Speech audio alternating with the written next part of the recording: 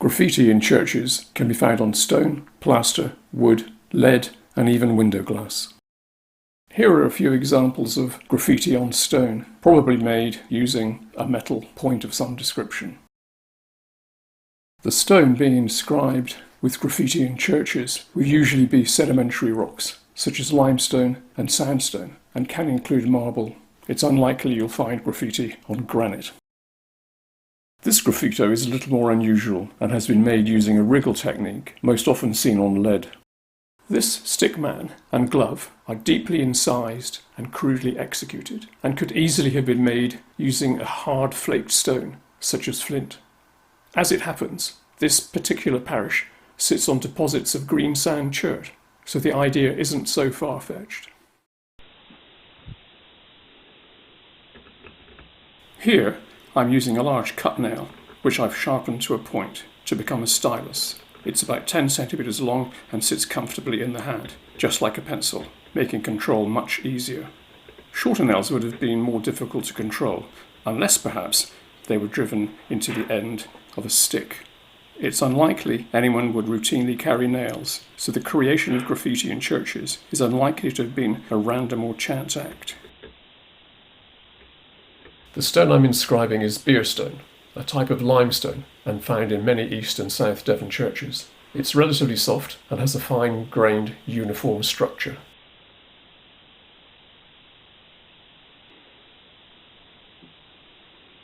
Here, I'm creating a hexafoil with my old dividers, a simple yet rewarding result with a basic tool. But where would the dividers come from? These would not be found in every household, but most likely, perhaps, in the tool bag of a carpenter or mason. Some have suggested shears, the forerunner of scissors, for scribing circles as a more readily available tool. They would certainly work if one was able to lock the spring action to maintain a precise radius, and was prepared at the same time to damage the cutting edge. Or, 2 nails driven through a thin batten would also work. Either way, creating a hexafoil is unlikely to have been a random or chance act.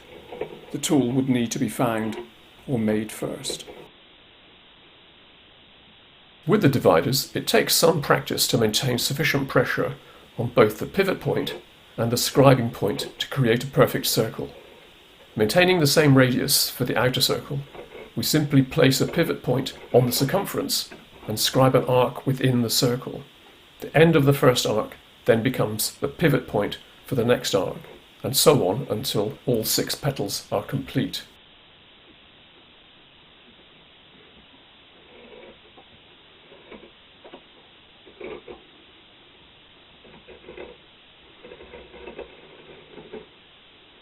The fact that these dividers have strong, rigid legs and a secure fixing mechanism means that the radius can be maintained throughout the operation and allows for a precise rendering of the hexafoil. But how will the sheep shears compare?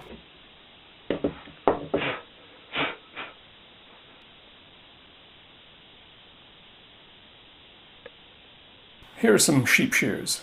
There would have been plenty of these around in Devon given the long history of wool production in the county. But these are valuable tools and they need to do a very specific job well at all times. How much would you compromise their function by blunting or even damaging them? It's unlikely that the open shears are going to be the radius that you might want to use to create a hexafoil. So the way to perhaps limit that is to introduce a block between the handles of the sprung shears and tie them off, as here.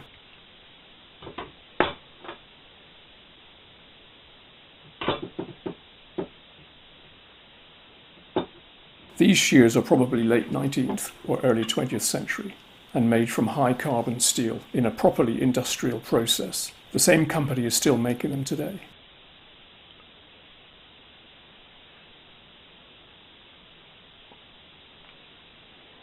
Bound together to create a fixed radius, we're then in position to be able to create our hexafoil. However useful or valuable this 120-year-old tool is, imagine how much more precious these would be in a pre-industrial world of village blacksmiths.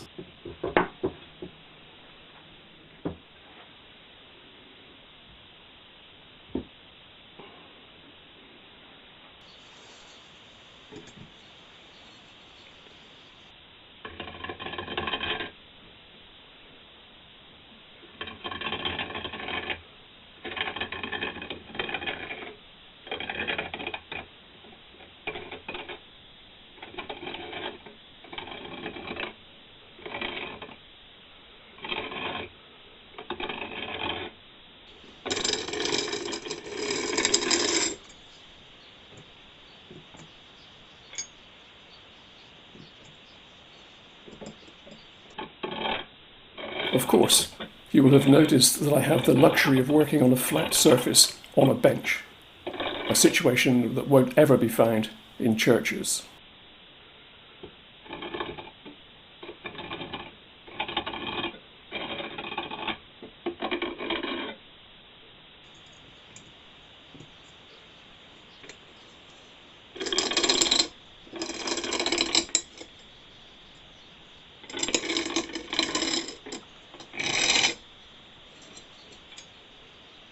Having established a radius by inserting a block and tying down the spring action of the shears, that hasn't limited the movement, because what will happen is that depending on which way I scribe an arc, I'm either pushing one blade against another, or I'm opening them and separating out the blades, and that in turn will create a different arc. That's to say, a circle that isn't true.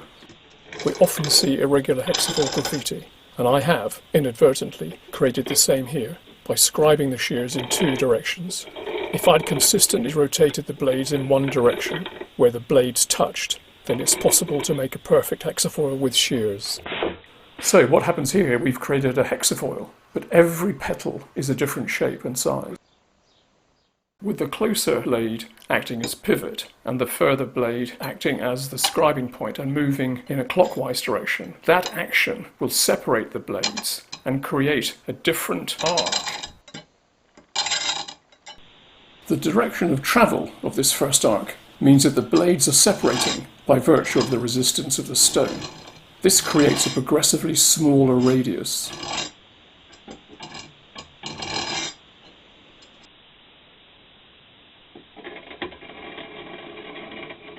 When I get to the end of the first arc and lift the scribing blade, it springs back to its natural resting place. Let's see that again. The returning arc, this time with the blades touching, allows a more consistent radius.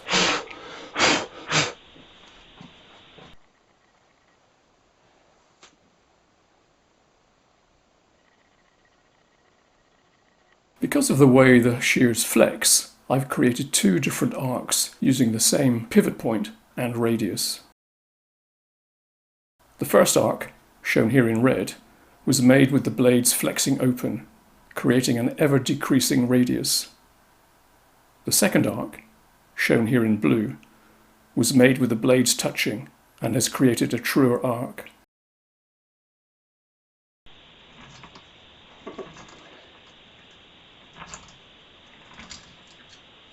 With the point of a penknife blade, I'm drilling into the stone to create a hole, the profile of which clearly matches the shape of the blade. Penknives are often carried by individuals, if not for the manufacture of quill pens, but as a handy pocket tool. If one was prepared to blunt the edge of the blade, the creation of graffiti with a penknife might be a random, opportunist act.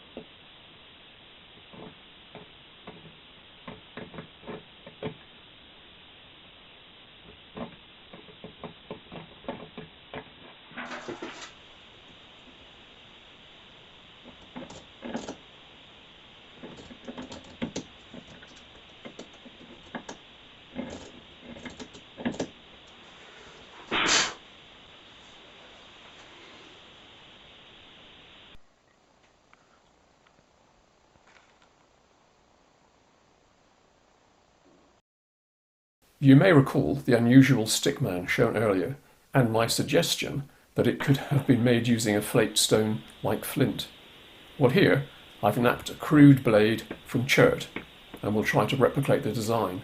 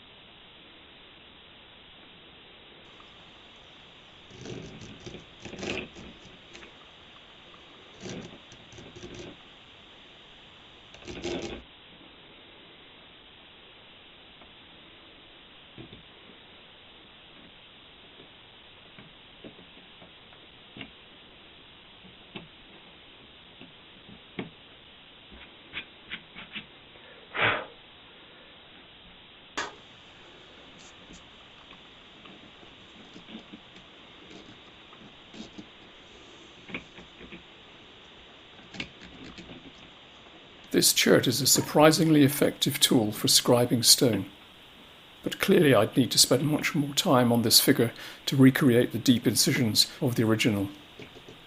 I would also need to map a much thinner blade or point, but my choice of chert was limited at the time I needed to make it.